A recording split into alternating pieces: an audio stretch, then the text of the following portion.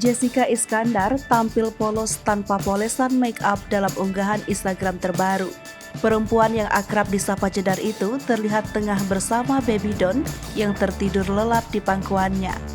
Ada juga Vincent Verhaeghe, suami Jessica Iskandar, yang duduk di samping sembari mengenakan kaos oblong hitam dan topi warna putih.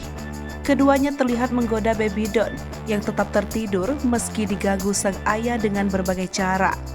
Sayangnya, unggahan itu dipenuhi oleh komentar prihatin warganet. Banyak dari mereka menganggap wajah Belvis Jessica merupakan tanda kesedihan. Saat ini, Jessica Iskandar memang kembali menjadi sorotan karena kasus penipuan yang membuat ibu dua anak itu rugi hingga 10 miliar rupiah. Jessica bahkan harus menjual beberapa propertinya di Jakarta dan beberapa barang mewah seperti tas Chanel Boy Bag Lambskin yang dibanderol dengan harga 90 hingga 100 jutaan rupiah.